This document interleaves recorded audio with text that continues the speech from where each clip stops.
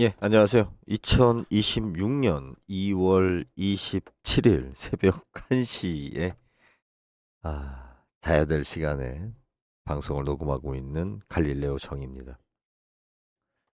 오늘 좀 늦었죠? 늦었는데 안 할까 하고 있다가 다시 마이크를 잡았습니다. 아, 지금 뭐 집 가지고 계신 분이거나 아니면은 그렇죠. 집을 가지고 싶은 분이거나 집을 가지고 있는 분이거나 다들 글쎄요. 요즘 뭐 쉽지 않아요.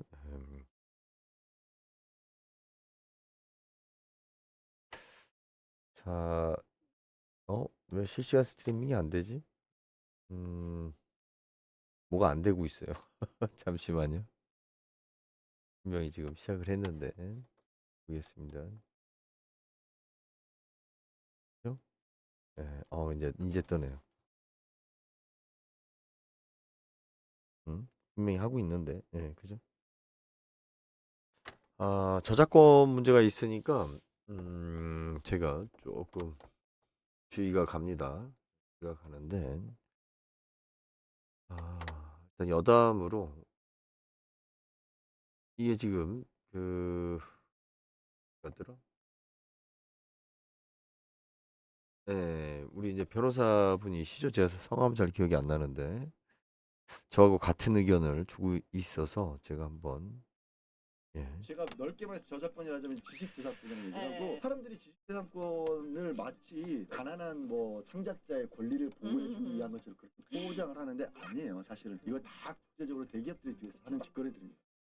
제가 넓게 말해서 저작권 그죠? 뭐 예전에 뭐 그런 말이 있었죠. 저작권에서 그 뭐 여기서도 그런 이야기 하던데 그 무인도에 떨어지면 미키마우스를 모래사장에다가 이렇게 그리면 디즈니사에서 소송을 걸 것이다. 위성으로 이렇게 찍고 있다가 애플이라는 단어만 써도 애플이라는 애플 사과죠. 사과. 그거 쓴다고 뭐 로고 비슷하게만 써도 난리를 치고 언제부터 뭐 애플이라는 단어가 무슨 잡스가 그 전용한 거 마냥 그렇게 돼 버렸죠.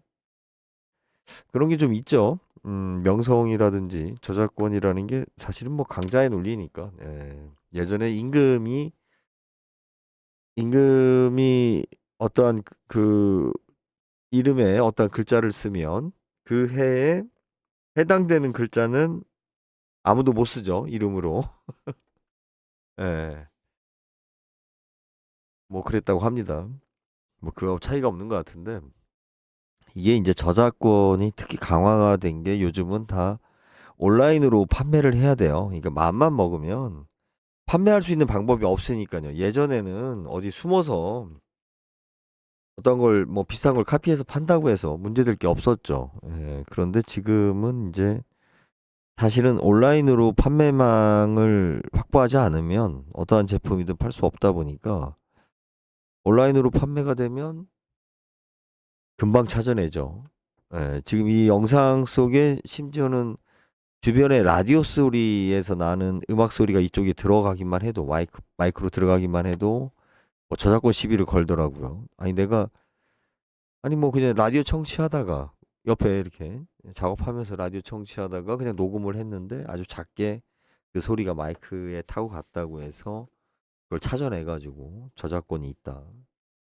그러니까 이게 컴퓨터에서 그러니까 프로그램에서 그렇게 찾는 거는 의외로 이거 사람처럼 뭐 그렇게 찾는 게 아니니까 의외로 쉽죠. 있는 것을 찾는 것은 쉬워요, 컴퓨터에서. 없는 것을 찾는 게 힘들지. 예. 그래서 저작권처럼 제가 왜 이 얘기를 하는 거냐면 저도 지금 이 아까 지금 변호사님 이야기에 오래전부터 동의하고 많이 주장하던 부분인데 이 특허라든지 저작권이 우리가 다 뭐 진짜 남의 것을 카피하는 경우도 있지만 비슷한 생각을 같이 할 수도 있죠. 사람이라는 게 뭐 필요하게 되면 비슷한 것을 같이 또 이렇게 떠오르게 되는 건데 그것을 이제 먼저 했다고 해서 무조건 어떠한 독점적인 지위를 보장한다. 이게 참 좀 안타깝습니다. 이게 저작권에서 제가 보기에 참 추한 것 중에 하나가 이 하도 이제 저작권에 싸니까 우리가 신곡을 듣지 못하고 오히려 저작권이 이미 끝난 아주 오래된 뭐 노래라든지 오래된 책들 그러니까 지금 서점에서도 보면 요즘 고전들이 자꾸 그 서점가에 자꾸 겨나오는 이유 중에 하나가 저작권이 없어서 그래요. 물론 뭐 번역하신 분에 대한 번역 저작권이 있죠. 근데 그거 말고는 원작자에 대한 저작권이 없다 보니까 음, 쉽게 인용하고 쉽게 하는데 과연 그게 옳은 것인가? 라는 생각을 좀 해요.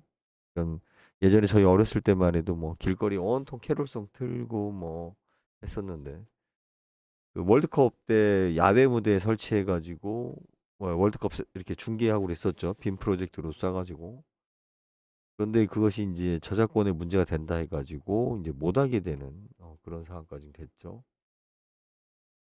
예전에는 내가 뭐 테이프 하나 사면 레코드판 CD 하나 사면 뭐 내가 그것을 뭐 복사해서 쓰거나 물론 뭐 상업적으로만 안 쓰면 근데 요즘은 뭐 유튜브 통해 가지고 물론 뭐 음악을 듣기도 하고 또 음악 사이트에서 뭐 듣는 분도 있겠지만 요즘 또 유튜브로 많이 넘어왔죠. 넘어왔는데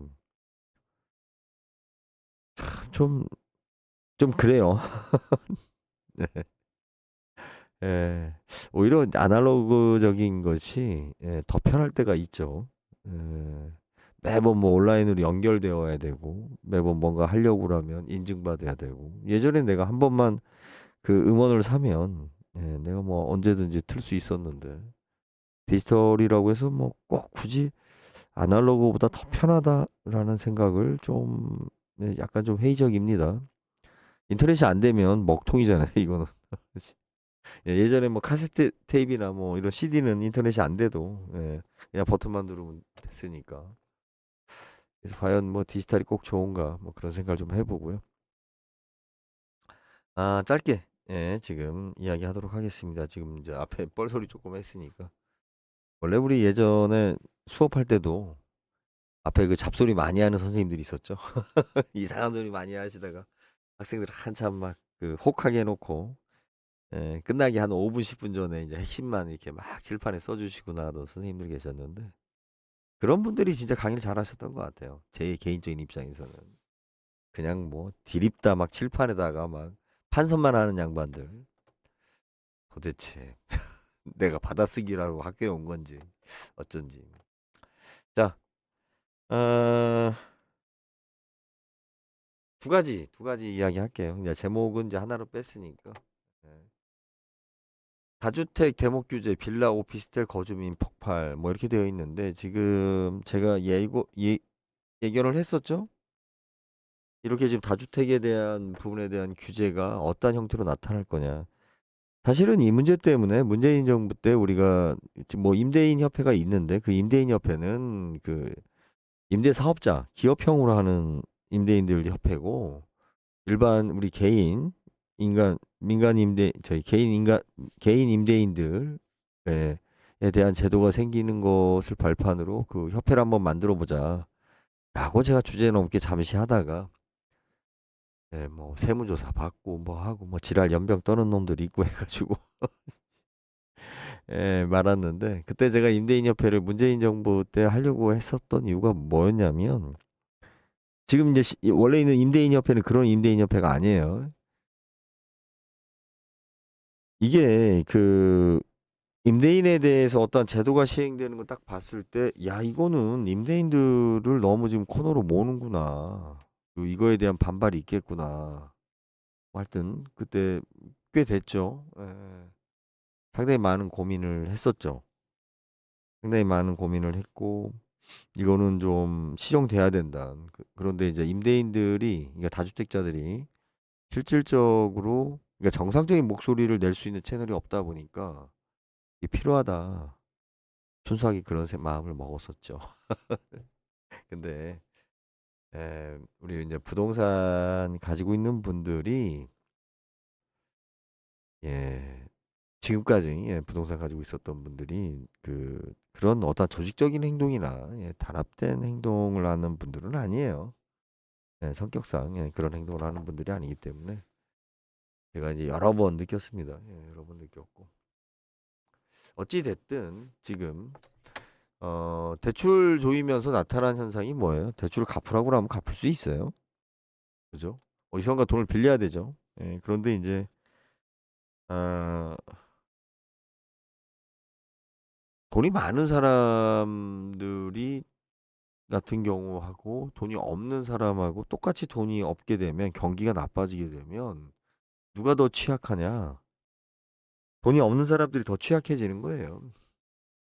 제가 항상 강조하지만 돈이 많은 사람들은 한 1년 돈벌이 없어도 아이들 뭐 학비라든지 자기 먹고 사는 거 뭐 이런 거 크게 걱정하지 않아요. 그리고 설사 좀 망해도 주변에 뭐 사돈의 팔촌의 당숙의 오빠의 뭐 여동생의 뭐 이모의 고모의 시어머님 뭐 장모님 다 누군가 또 돈이 있기 때문에 우리가 배고픔에서 오는 떼거리에서 오는 그런 공포가 없죠.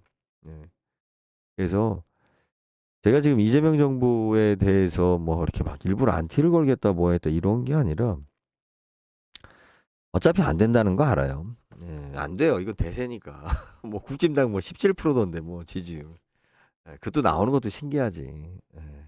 오히려 지금쯤은 이준석이가 잘했으면 지금 이준석이가 더 올라가 갔어야 되는데 안 되는 건 아는데 그죠?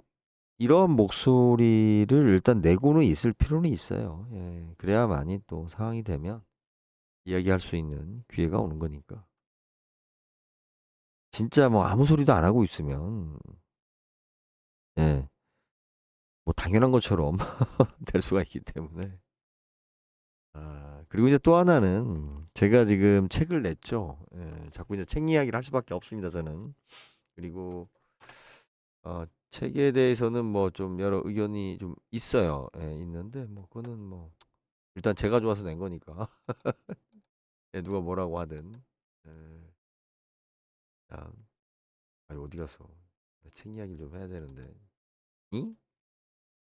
예, 찾아보세요. 청춘 청구권. 청춘 청구권입니다. 내가 여기 있구나, 여기 있구나.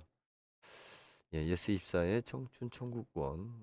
예스24하고 예스24가 지금 아직 얘네들이 재고가 있나? 주문이 안 오더라고요. 한번 가져가더니 음,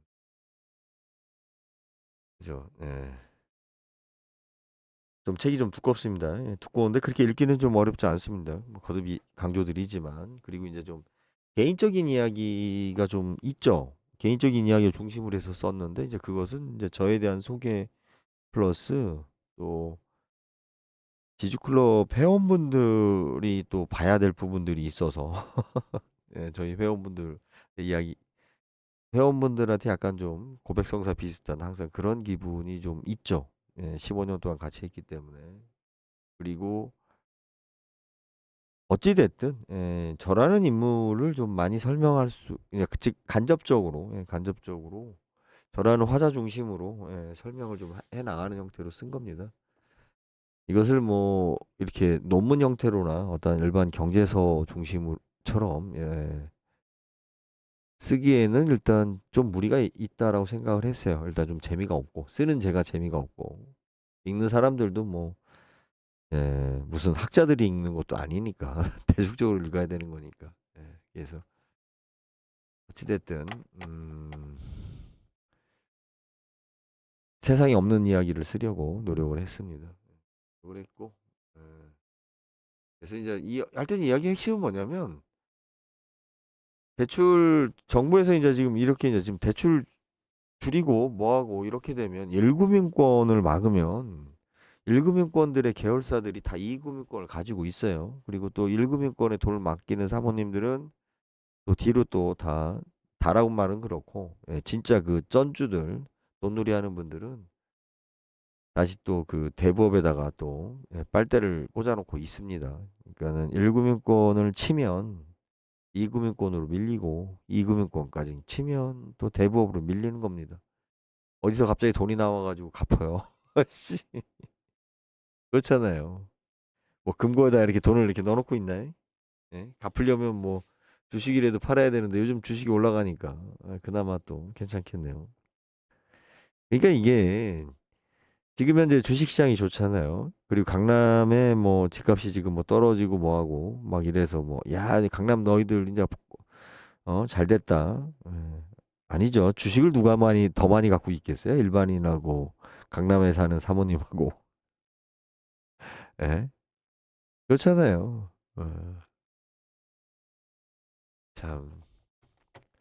그래서 제가 뭐 막 지금 이런 문제가 있습니다. 예, 이런 문제가 있습니다. 라는 이야기를 예, 일단은 하고자 하는 겁니다. 예, 그리고 이제 또 하나는 제가 이제 아직 만들질 못했는데 예, 캠페인을 좀 하려고 합니다. 예, 그동안 부동산 쭉 하면서 경매를 하지 않는 이유가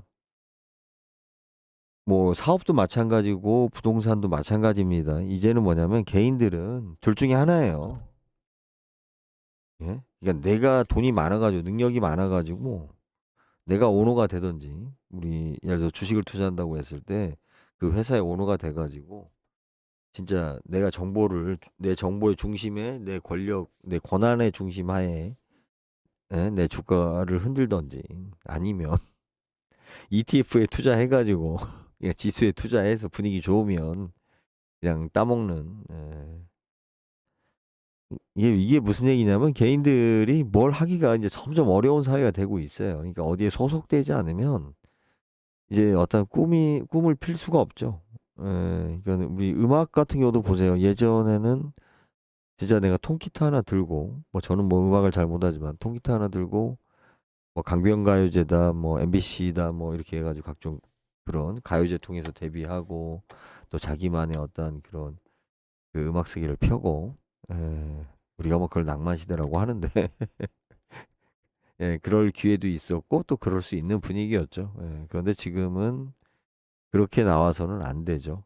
예, 기회 자체가 주어지지 않아요. 예, 철저하게 그 기획된 조직화된 어떤 이런 시스템으로 움직여서 마케팅하고 예, 뭐 철저하게 준비하고 뭐 이렇게 해가지고 데뷔를 해야만이 성공할 수 있는 그런 시대가 됐죠.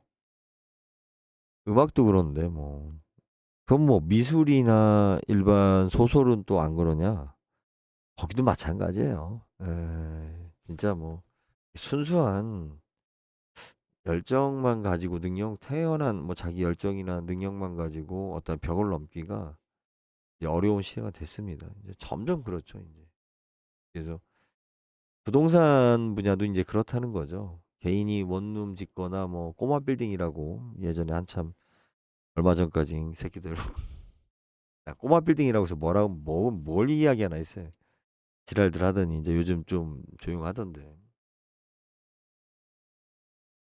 나 혼자만의 그런 임대 수입 이렇게 조그만하게 하거나 예, 식당 같은 거 조그만하게 하거나 또 아니면 뭐 아파트를 이렇게 하나 사가지고 갈아타고 해가지고 돈을 늘리고 예, 이런 시대는 이제 정말로 다가오고 있습니다. 그래서 연대를 통한 가치 창조를 통해서 예, 무엇인가를 할 수 있는 오히려 그러니까 연대가 잘 이루어지거나 그러니까 조직화가 잘 되거나 어떤 규모화가 잘 되면 아주 쉬운 시장이 됐죠. 옛날보다. 예. 이게 바뀐 거예요. 예.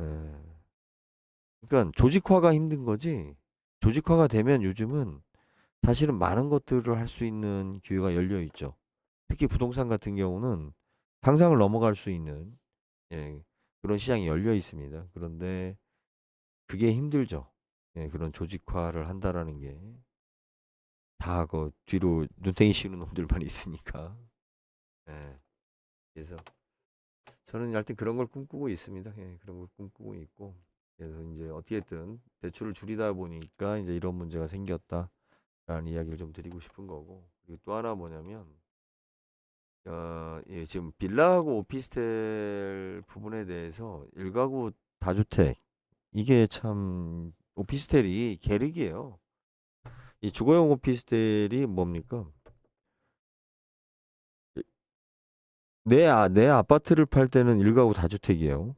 얘가 웃긴 게 내 아파트를 팔 때는 내가 오피스텔 하나 갖고 있고 아파트 가지고 있으면 내 아파트를 팔 때는 일가구 다주택인데 오피스텔을 팔 때는 일가구 다주택이 아니죠.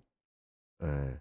그러니까 도대체 오피스텔 주거용 오피스텔이라는 게 이게 지금 일가구 다주택 그러니까 경우에 따라서는 상업시설로 보고 또 임차인이 있어서 주소로 옮기게 되면 일반도 주택 주거용으로 봐가지고 하고 그래 놓고 또 신규로 취득하는 오피스텔 같은 경우는 또 취득세 니뭐니 또 감면해주고 기존에 있었던 오피스텔을 내가 사고 파는 데는 감면을 안 해주고 아무튼 뭐 예, 참 애매한 부분입니다. 그래서 지금 뭐 여기 애써서 뭐 썼는데 일단 제가 오늘 이 시간에 가장 크게 이야기 드리고 싶은 건 뭐냐면 아까 지금 대변인 통해 가지고 어 거길 얘기를 했었는데 이 모든 다가구 주택을 해결하는 가장 좋은 방법 중에 하나가 이혼하는 겁니다. 부부간에. 부부간에 이혼을 안 하면 그죠? 부부간에 각자 개인이 가지고 있는 주택 자체가 뭘로 들어가요? 네, 같이 합산해 가지고 1가구 2주택이나 1가구 3주택이 돼 버립니다. 또 부부간의 증여는 지금 얼마예요? 5억인가요? 6억인가요? 잘 모르겠네. 자, 부부간의 증여는 뭐 거기까지는 예, 증여세가 이제 면제가 되니까 예, 재산을 증여하고 증여하시고 1가구 다주택을 해결하는 가장 좋은 방법 중에 하나가 이혼하고 애들 가출시키고 예, 가정을 깨면 됩니다. 예, 가정을 깨면 1가구 2주택을 해결할 수 있어요. 1가구 다주택을 해결할 수가 있고 또 또 하나의 방법도 있죠. 진짜 이게 나중에 이 방송을 들으시는 분들은 나중에 아마 보도를 보시게 될 거예요. 지금 아직 그런 보도까지 안 나왔는데 다 이런 지금 이야기 나왔었던 것도 다 제가 예전에 했었던 이야기들인데 지금 저기 뭐야 세금 체납자 중에 뭐 제가 남 얘기할 건 아닌데 근데 저는 좀 억울한 감이 있죠. 내가 뭐 내기 싫어서 안 냈나? 그런데 이게 양도세를 중과하니까 어떤 일이 생기냐면요. 맨 마지막 수단으로 우리가 다 팔고 그죠? 예, 잔금까지 다 받고 등기하고 양도세는 이제 나중에 내는 거죠. 뭐 사전 신고하고 이제 나중에 내는데 이게 돈은 다 받은 거란 말이에요, 내가. 그런데 양도세를 뭐 70% 80% 부과한단 말이에요. 그냥 배째하고 안 냅니다. 여러분들 뭐 양도세가 몇 천만 원도 많지만 보통 뭐 나와야 뭐 몇백 몇십만 원 이것도 많다고들 하는 입장인데 예, 몇 천만 원 나오면 진짜 막 뜨끔하죠. 그런데 20억 30억짜리에서 얼마씩 나오겠어요 양도세가. 억 단위로 나오죠. 그러니까 노인네들이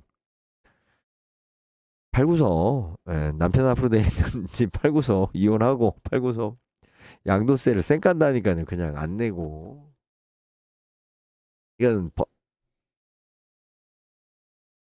과연 이게 진짜 합당한가? 물론 이제 과도기이기 때문에 결국은 이제 제자리로 가리라고 저도 믿습니다.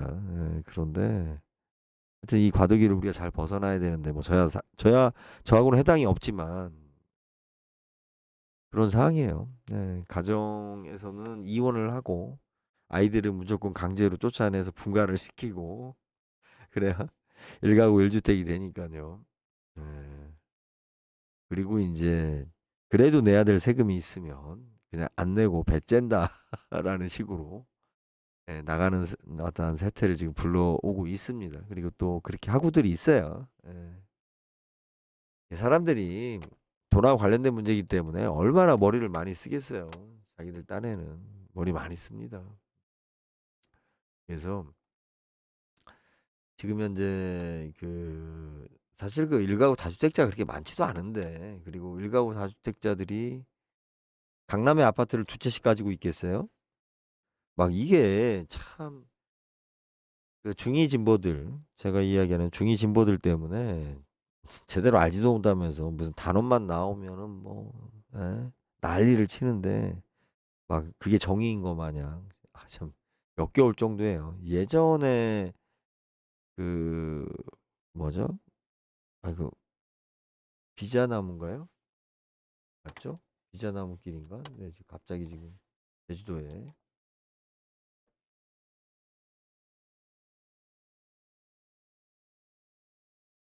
그죠? 제주도에 비자나무 숲이라는 게 있죠. 비자나무 숲이. 예. 아, 이게 아니라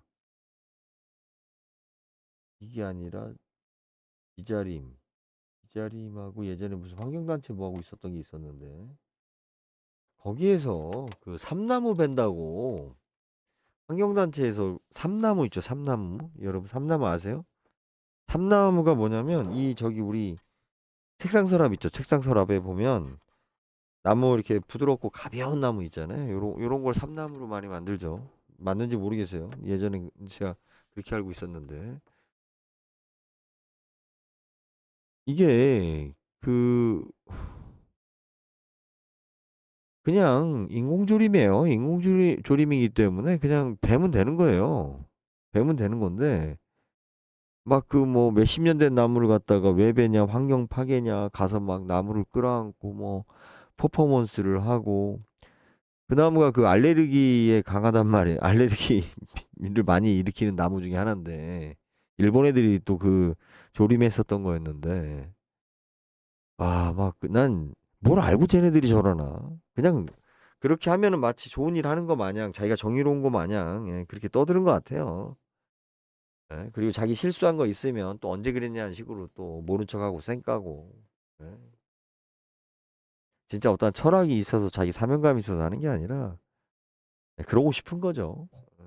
누구처럼? 중이들처럼. 그래서 저는 중이 진보라고 부르고 싶습니다. 중이 진보들이 좀 문제예요. 그래서 지금 부동산 문제도 제가 이런 목소리를 왜 내야 되냐면, 일가구 다주택이라고 해가지고 어떻게 지금 몰아붙이고 있습니까? 막 무슨 뭐 투기로 하고 다니는 뭐 80년대 아줌마들처럼 뭐 몇십억짜리 집을 몇 채씩 가지고 막 자기네들이 시세를 조정하고 어쩌고 저쩌고, 그 단톡방에 뭐 시세를 뭐 부녀회장이 얼마 밑으로 팔면 가만히 안 있겠다 막 이렇게 떠드는 아줌마들 있죠. 그거 아무 영향도 안 미쳐요. 관심도 없어요. 그 몇몇 그 푼수 같은 아줌마들이 떠드는 거지. 요즘 누가 뭐 부녀회 무서워가지고 뭐 아파트 안 팔고 나갑니까? 그게 언제 때 이야기예요. 90년대 이야기지. 8, 90년대는 그 아줌마들끼리 그저 파벌이 있고 또 부녀회 중심으로 이렇게 그 서열이 있었기 때문에 찍히면 소문나고 단지에서 뭐 활동도 못하고. 예. 그렇지만 요즘 누가 그렇게 살아요. 부녀 회장이 누군지도 모르고 관심도 없다니까요. 그 몇 사람들 그 할머니들만 설치고 다니는 거지. 근데 막 그렇게 이제 그런 것을 악마화하고 공격화하고 떠들죠. 누가? 중이 진보들이 그렇게 떠듭니다. 중이 진보들이 그렇게 떠드는데, 지금 어찌 됐든 이제 이재명 대통령의 이런 강한 조치가 일단은 저는 옳다고 보지는 않아요. 왜 그러냐면 세금은 국민과 합의를 통해서 결정을 해야 되기 때문에 상당히 그러니까 사전에 먼저 많은 논의를 하고 그 후에 어떻게 됩니까? 국회를 통해서 예, 진행돼야지, 대통령이 보기 아니다라고 해가지고 막 당장 뭐 무슨 제왕적인 이런 멘트를 날리는 것은 예, 옳지 않죠. 그걸 막 잘한다 잘한다라고 하다가 보면 나중에 뭘로 가요? 히틀러로 가는 거예요. 히틀러로. 히틀러도 뭐 잘했어요. 아니, 그 망해가는 독일을 갖다가 빚에 쪼달리는 독일을 갖다가 1차 세계대전 끝나고 일으켰잖아요. 예. 우리가 뭔가 달릴 수 있는 것은 엔진도 중요하지만 가장 중요한 게 뭐예요? 브레이크입니다. 우리가 달릴 때 가장 두려운 게 브레이크입니다. 브레이크가 있어야 달릴 수 있는 거죠. 예, 의지만으로 달리는 게 아니에요. 통제가 돼야 됩니다. 그래서 제가 작은 목소리지만 이렇게 불만스러운 목소리를 내고 있습니다. 예, 어찌됐든 일가구 다주택자들이 가지고 있는 집들이 자 여러 채니까 뭐부터 팔겠어요? 세금 적게 내는 것부터 팔겠죠. 그렇잖아요. 내가 오피스텔 하나 갖고 있고 빌라 하나 재개발 갖고 있고 강남에 아파트 갖고 있어요. 그러면 내가 이 강남에 아파트 값부터 먼저 팔면 어떻게 돼요? 여기 지금 몇 억 세금 내게 생겼는데 이거 빌라 몇 억 되지도 않는데 얘부터 날립니다. 그죠? 안 팔리면 어떻게 하겠어요? 예. 증여해야죠. 아들한테 증여해야죠. 아니면 뭐 신랑하고 이혼하고 신랑한테 증여하면서 이혼하면 되죠. 그래서 어, 이 문제를 이야기해야 돼요. 자꾸 자꾸 이야기해야 되지. 뭐 돈 조금 있는 거 가지고 마치 뭐 굉장한 어떤 그 적인 것 마냥 그런 취급을 받죠. 대한민국에서. 뭐 저는 마이너스지만 인생이 아직 마이너스지만 강남에 집 있고 뭐 그죠? 뭐 의사나 변호사나 뭐 그밖에 뭐 전문직 아니면은 뭐 대기업 다니고 제가 보기에는 뭐 별로 빠듯해요. 조금 여유 있는 거지. 먹고 살기 다들 빠듯해. 예. 가끔 뭐 미국 여행도 갔다 와야 되지. 예. 주변에서 또 예. 바라는 거 많지. 예. 부모님 봉양해야 되지. 예. 빠듯합니다. 그걸 부자라고 하면 안 되죠. 강남에 20억, 30억을 부자라고 하면. 예. 대한민국이 선진국인데. 예. 하여튼 좀 그래요. 제가 좀 늦은 시간인데 이게 지금 녹음을 안 했어야 되는데. 아유, 막 집중이 안 되네. 예. 지금 이삿짐 나르고 와가지고. 예. 집중이 안 돼요. 이삿짐이 화물차가 늦게 와가지고. 예. 이삿짐 싸는데 아유 이게 뭐 아파트 주민들 다 깨울 뻔했어요. 예. 조용조용 싸느라고. 아이 참 아들 녀석 좀 일찍 오라고 했더니 그냥 밤 10시에 와가지고 예. 그래서 어쩔 수 없이 예. 아무튼 제가 이야기했죠. 일가구 다주택을 조지면 강남부터 먼저 죽는 게 아니라 저 밑바닥부터 먼저 죽습니다. 연립 빌라부터 먼저 죽습니다. 안 그래도 가뜩이나 지금 빌라 연립은 공실이 지금 많아지고 있죠. 원룸 다가구도 그렇죠.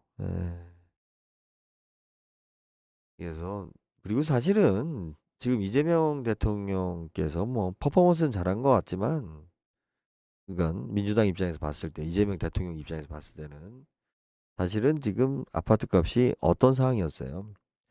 빠지고 있는 상황이었죠.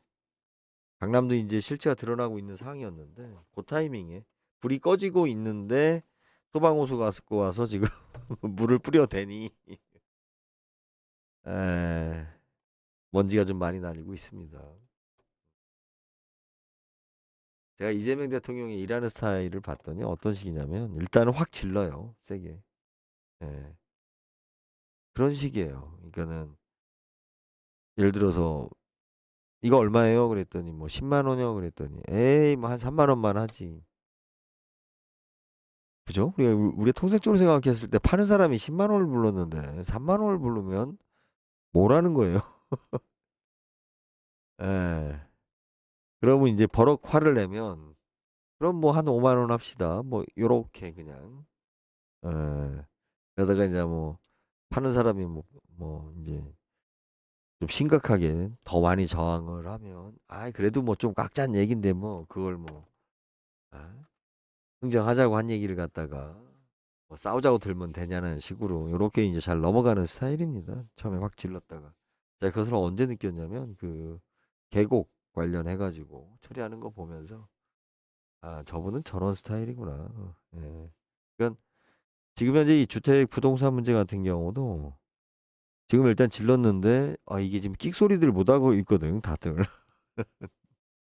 이게 지금 다 윤석열이가 만든 작품이다 보니까 이게 논리적으로 뭐가 안 맞으니까 지금 강남 쪽이나 일가구 다주택을 가진 사람들이 조직적으로 지금 저항을 못 하고 있죠. 국짐도 저지랄이고. 예, 그러니까 에, 상대방이 악소리를 해야 되는데 악소리를 안 하니까 막 찔러대는 것 같아요 지금 이재명 대통령께서. 예, 참. 제가 보는 관점은 그렇습니다. 예. 뭐 두 분 계신데 이 늦은 시간에 여기까지 하면 되죠. 그냥 얼굴 봤으면 됐죠. 예. 됐고. 네, 다주택자. 그 얘기 안 했네요. 예, 오피스텔 서울의 오피스텔이 지금 지방 사람들은 서울의 아파트를 사는 게 아니라 서울의 오피스텔을 사는 거예요. 지금이 가장 좋습니다. 제가 몇 년 전부터 요 이야기를 했죠. 일가구 2주택 문제 때문에 중심 상권 지역의 오피스텔들이 유일하게 임대 수입이 5%가 나와요. 제가 5% 나오는 거 없다고 그랬죠. 예. 유일하게 나오는 게 중심 상업 지역의 일정 규모 이상의 오피스텔들만 지금 5%가 나옵니다. 왜 그러냐면 이게 신규 분양은 아니에요. 분양된 지 좀 몇 년 된 거. 왜냐면 신규 분양은 너무 지금 고가라서 실제로 5% 맞추기 어렵습니다, 굉장히. 그런데 한 10년에서 15년 뭐 고 이상 된 거여도 그리고 또 15년, 10년 요때 박근혜 이전 때 아니 박근혜가 아니라 저기 뭐야 이명박 그죠? 너무 이명박 노무현 때 지은 오피스텔들이 실질적으로는 위치가 가장 좋은 데 있어요. 그때 개발된 시점들이 이게 최근에는 물론 이제 서울도 이제 재개발되면서 뭐 또 오피스텔 지면서 좋은 지역에 이제 오피스텔들이 또 많이 있는데 서울이야 뭐 원체들 잘 때려 부시고 잘 지니까. 근데 이제 지방 광역시 같은 경우는 2000년도 초반 때 지었던 오피스텔들이 대부분 위치가 좀 좋죠. 그때 또 주거용 오피스텔이라는 개념도 그 확실하게 들어섰고. 근데 그 가격이 굉장히 저렴하죠. 그러니까 사실 그 물건만 5% 이상 나와요. 수입이. 그래서 그 오피스텔 부분은 제가 나중에 또 기회 되면 이야기를 좀 드리려고 하는데 지방에 있는 분들 중에 간혹 이제 자녀들 때문에 서울에 그 주거 지역을 좀 어떻게든 좀 그래도 여유 있는 분들은 살려고 하시는데 뭐 사도 되죠. 사도 되죠. 돈이 많으면 뭐 그냥 사면 되죠. 근데 지금 뭐 사실은 현재 시점에서 살 수 있는 거는 일정 규모 이상 사이즈의 오피스텔 말고는 거의 전무한 상태예요. 지금 뭐 딱히 살 만한 물건이 거의 없는 상황입니다. 근데 요 이야기는 또 따로 시간을 좀 빼서 이야기를 해야 될 부분이라서. 아무튼 뭐 오피스텔이 이게 1가구 2주택이라는 어떤 그 규제에서 애매모호하게 좀 있어요. 예. 오르지 않는데 팔 때는 양도세를 중과하지 않아요. 아니 양도세를 중과해도 오피스텔은 어차피 상가격에 다시 팔기 때문에 부과할 돈도 없어요. 그러니까 정부에서는 야 오피스텔은 양도세 중과해서 재배시켜 줄게. 고맙지? 이렇게 이야기하는 거죠. 지금 왜 보유세를 늘리려고 하냐면요. 그동안 대한민국은 거래세, 양도세가 포인트였어요. 왜 그러냐면 항상 가격이 올랐기 때문에 가격이 오르면 양도 차익이 생기죠. 양도 차익이 생기면 세금 부여하기가 좋죠. 야, 남은 거에서 이만큼 세금 내. 뭐 요런 식의. 그런데 지금 당국에서는 이미 파악하고 있는 거죠. 야, 이거 장기적으로 봤을 때 이제 아파트나 부동산 거래할 때 양도세가 발생하기 어렵겠구나. 양도세를 80% 때리면 뭐 할 거예요? 양도 차익이 없는데. 그렇잖아요. 내가 5억에 사서 5억에 파는데 뭐 거기다 세금 때릴 거예요? 양도세는 양도 차익이 있어야만이 내는 거란 말이에요. 근데 우리나라 세금은 양도 차익에 대해서 중과하는 입장이란 말이에요. 거기다가 세금을 많이 때리는 거기 때문에. 근데 지금 이미 파악하고 있는 거죠. 왜? 이미 대한민국이 선진국이고 더 이상 올라가기 힘든 선진국에 지금 올라와 있단 말이에요. 우리가 반열이. 그리고 또 하나 고령화되고 있다고요. 그럼 이런 상황에서 부동산 시장은 일본 마냥 뭐 침체다 뭐다 이런 문제가 아니고 어느 정도의 뭐라고 그래 하여튼 안정화되는 예, 시세가 점점 등락폭이 좀 줄어드는 거죠. 선진국일수록 그래요. 부동산에 대한 이 투기 수요가 많은 건 후진국이었을 때 많아지는 거고 결국은 선진국은 건물도 많고 예, 어찌됐든 또 말이 길어지니까 예, 그래서 보유세로 간다. 예, 저도 뭐 그 똑같은 입장으로 오래전부터 주장을 했었던 거고 예, 다들 좀 아는 사람들은 이게 보유세로 갈 수밖에 없다. 단순히 어떠한 정의 문제가 아니에요. 예, 정부에서 세금을 더 걷어들이기 위한 수단인 거예요. 건물은 많고, 예? 있으면 뭐예요? 거래할 때 안 오르면 거래세가 발생이 안 하는데. 그러니까 그냥 보유세를 더 물리려고 하는 거죠. 세수 확보를 위해서 이미 빅데이터를 돌려서 구상하고 있는 거죠. 거기에 머리 잘 쓴 거죠. 예, 아파트 값을 마치 이렇게 해서 잡겠다라고 해서 잡힌 거 마냥 내가 잡지 않아도 알아서 겨들어올 사항이었는데 제가 보기 그렇습니다. 아니 말이 좀 너무 횡설수설하고 있죠. 술도 안 먹었는데 좀 졸린 것 같습니다. 일단 여기까지 하겠습니다. 예, 감사합니다. 그냥 떠드는 이 주거용 오피스텔이 뭡니까? 내 아파트를 팔 때는 일가구 다주택이에요. 얘가 웃긴 게 내 아파트를 팔 때는 내가 오피스텔 하나 갖고 있고 아파트 가지고 있으면 내 아파트를 팔 때는 일가구 다주택인데 오피스텔을 팔 때는 일가구 다주택이 아니죠. 예. 그러니까 도대체 오피스텔 주거용 오피스텔이라는 게 이게 지금 일가구 다주택 그러니까 경우에 따라서는 상업시설로 보고 또 임차인이 있어서 주소로 옮기게 되면 일반도 주택 주거용으로 봐가지고 하고 그래 놓고 또 신규로 취득하는 오피스텔 같은 경우는 또 취득세니 뭐니 또 감면해주고 기존에 있었던 오피스텔을 내가 사고 파는 데는 감면을 안 해주고 아무튼 뭐 예, 참 애매한 부분입니다. 그래서 지금 뭐 여기 애써서 뭐 썼는데 일단 제가 오늘 이 시간에 가장 크게 이야기 드리고 싶은 건 뭐냐면 아까 지금 대변인 통해 가지고 어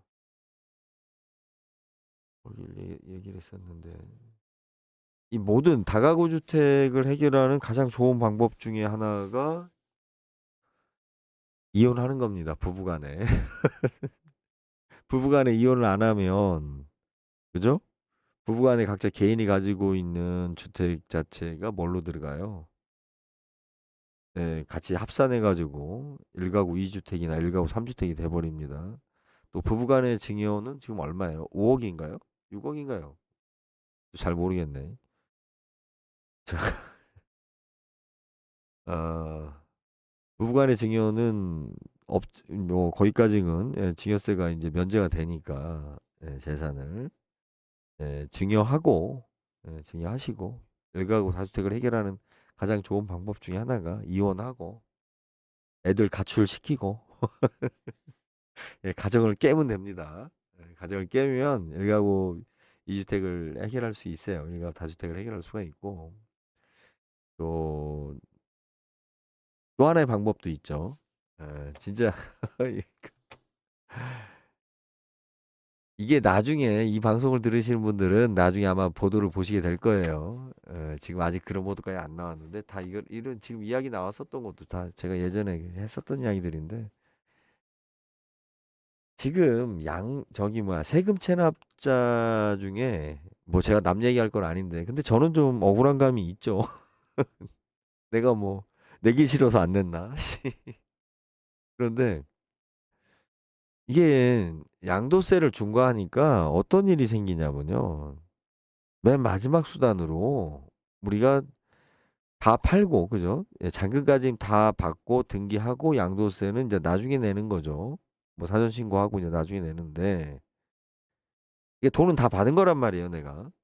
그런데 양도세를 뭐 70% 80% 부과한단 말이에요. 그냥 배째하고 안 냅니다. 여러분들 뭐 양도세가 몇 천만 원도 많지만 보통 뭐 나와야 뭐 몇백 몇십만 원 이것도 많다고들 하는 입장인데 예, 몇 천만 원 나오면 진짜 막 뜨끔하죠. 그런데 20억 30억짜리에서 얼마씩 나오겠어요, 양도세가. 억 단위로 나오죠. 그러니까 노인네들이 팔고서 남편 앞으로 돼 있는 집 팔고서 이혼하고 팔고서 양도세를 쌩 깐다니까요. 그냥 안 내고. 이건 과연 이게 진짜 합당한가? 물론 이제 과도기이기 때문에 결국은 이제 제자리로 가리라고 저도 믿습니다. 그런데 하여튼 이 과도기를 우리가 잘 벗어나야 되는데 뭐 저하고는 해당이 없지만 그런 상황이에요.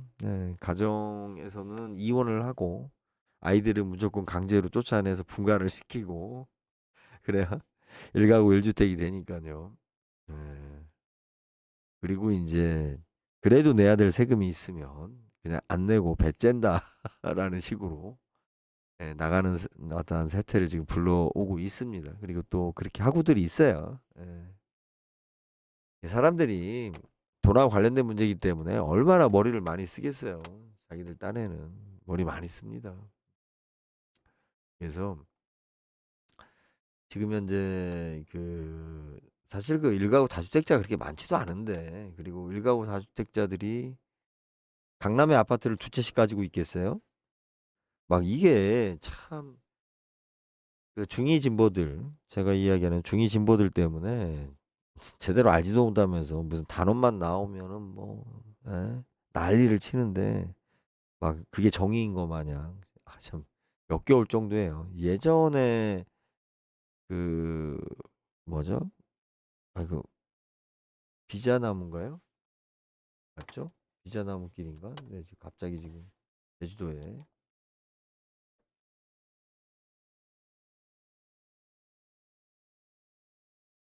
그죠? 제주도에 비자나무 숲이라는 게 있죠. 비자나무 숲이. 이게 아니라 비자림. 비자림하고 예전에 무슨 환경단체 뭐 하고 있었던 게 있었는데 거기에서 그 삼나무 벤다고 환경단체에서 삼나무 있죠. 삼나무. 여러분 삼나무 아세요?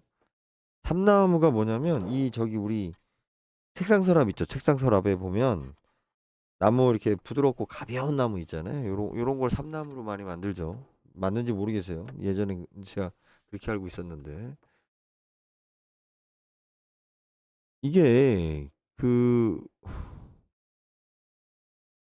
그냥 인공조림이에요. 인공조림이기 때문에 그냥 베면 되는 거예요. 베면 되는 건데 막 그 뭐 몇십 년 된 나무를 갖다가 왜 베냐 환경 파괴냐 가서 막 나무를 끌어안고 뭐 퍼포먼스를 하고 그 나무가 그 알레르기에 강하단 말이에요. 알레르기를 많이 일으키는 나무 중에 하나인데 일본 애들이 또 그 조림했었던 거였는데 막 난 뭘 알고 쟤네들이 저러나 그냥 그렇게 하면은 마치 좋은 일 하는 거 마냥 자기가 정의로운 거 마냥 그렇게 떠드는 것 같아요. 그리고 자기 실수한 거 있으면 또 언제 그랬냐는 식으로 또 모른 척하고 쌩까고 예. 진짜 어떤 철학이 있어서 자기 사명감이 있어서 하는 게 아니라 그러고 싶은 거죠. 누구처럼? 중이들처럼. 그래서 저는 중이 진보라고 부르고 싶습니다. 중이 진보들이 좀 문제예요. 그래서 지금 부동산 문제도 제가 이런 목소리를 왜 내야 되냐면 일가구 다주택이라고 해가지고 어떻게 지금 몰아붙이고 있습니까? 막 무슨 뭐 투기로 하고 다니는 뭐 80년대 아줌마들처럼 뭐 몇십억짜리 집을 몇 채씩 가지고 막 자기네들이 시세를 조정하고 어쩌고 저쩌고 그 단톡방에 뭐 시세를 뭐 부녀회장이 얼마 밑으로 팔면 가만히 안 있겠다 막 이렇게 떠드는 아줌마들 있죠. 그거 아무 영향도 안 미쳐요. 관심도 없어요. 그 몇몇 그 푼수 같은 아줌마들이 떠드는 거지. 요즘 누가 뭐 분유에 무서워가지고 뭐 아파트 안 팔고 나갑니까? 그게 언제 때 이야기예요. 90년대 이야기지. 8, 90년대는 그 아줌마들끼리 예, 그저 파벌이 있고 또 분여회 중심으로 이렇게 그 서열이 있었기 때문에 찍히면 예, 소문나고 단지에서 뭐 활동도 못하고 예. 그렇지만 요즘 누가 그렇게 살아요. 분여 회장이 누군지도 모르고 관심도 없다니까요. 그 몇 사람들 그 할머니들만 설치고 다니는 거지. 근데 막 그렇게 이제 그런 것을 악마화하고 공격화하고 떠들죠. 누가?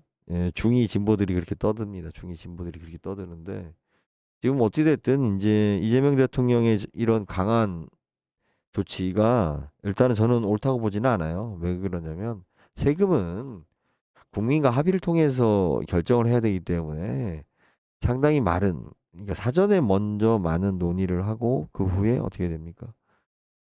국회를 통해서 예, 진행돼야지 대통령이 복이 아니다라고 해가지고 막 당장 뭐 무슨 제왕적인 이런 멘트를 날리는 것은 예, 옳지 않죠. 그걸 막 잘한다 잘한다라고 하다가 보면 나중에 뭘로 가요? 히틀러로 가는 거예요. 히틀러로.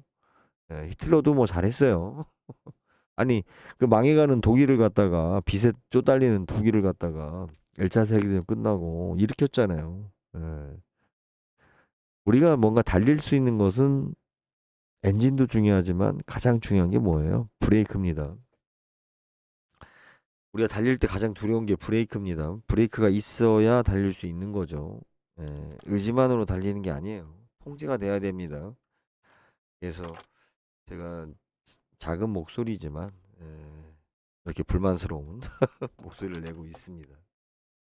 어찌됐든 일가구 다주택자들이 가지고 있는 집들이 자 여러 채니까 뭐부터 팔겠어요? 세금 적게 내는 것부터 팔겠죠. 그렇잖아요. 내가 오피스텔 하나 갖고 있고 빌라 하나 재개발 갖고 있고 강남에 아파트 갖고 있어요. 그러면 내가 이 강남에 아파트 값부터 먼저 팔면 어떻게 돼요? 여기 지금 몇 억 세금 내게 생겼는데 이거 빌라 몇 억 되지도 않는데 얘부터 날립니다. 그죠? 안 팔리면 어떻게 하겠어요? 예. 증여해야죠. 아들한테 증여해야죠. 아니면 뭐 신랑하고 이혼하고 신랑한테 증여하면서 이혼하면 되죠. 그래서 어, 이 문제를 이야기해야 돼요. 자꾸 자꾸 이야기해야 되지. 뭐 돈 조금 있는 거 가지고 마치 뭐 굉장한 어떤 그 적인 것 마냥 그런 취급을 받죠. 대한민국에서. 뭐 저는 마이너스지만 인생이 아직 마이너스지만 강남에 집 있고 뭐 그죠? 뭐 의사나 변호사나 뭐 그밖에 뭐 전문직 아니면은 뭐 대기업 다니고 제가 보기에는 뭐 별로 빠듯해요. 조금 여유 있는 거지. 먹고 살기 다들 빠듯해. 예. 가끔 뭐 미국 여행도 갔다 와야 되지. 예. 주변에서 또 예. 바라는 거 많지. 부모님 봉양해야 되지. 예. 빠듯합니다. 그걸 부자라고 하면 안 되죠. 강남에 20억, 30억을 부자라고 하면. 예. 대한민국이 선진국인데. 예. 하여튼 좀 그래요. 제가 좀 늦은 시간인데 이게 지금 녹음을 안 했어야 되는데. 아유, 막 집중이 안 되네.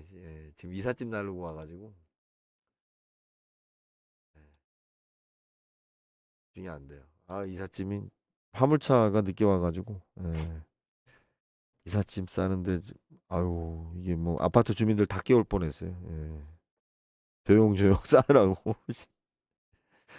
아이 참 아들 녀석 좀 일찍 오라고 했더니 그냥 밤 10시에 와가지고 예, 그래서 어쩔 수 없이 아무튼 제가 이야기했죠. 일가구 다주택을 조지면 강남부터 먼저 죽는 게 아니라 저 밑바닥부터 먼저 죽습니다. 연립 빌라부터 먼저 죽습니다. 안 그래도 가뜩이나 지금 빌라 연립은 공실이 지금 많아지고 있죠. 예. 원룸 다가구도 그렇죠. 예. 그래서 그리고 사실은 지금 이재명 대통령께서 뭐 퍼포먼스는 잘한 것 같지만 그건 민주당 입장에서 봤을 때 이재명 대통령 입장에서 봤을 때는 사실은 지금 아파트 값이 어떤 상황이었어요. 빠지고 있는 상황이었죠. 강남도 이제 실체가 드러나고 있는 상황이었는데 그 타이밍에 불이 꺼지고 있는데 소방호수가 갖고 와서 지금 물을 뿌려대니 에, 먼지가 좀 많이 날리고 있습니다.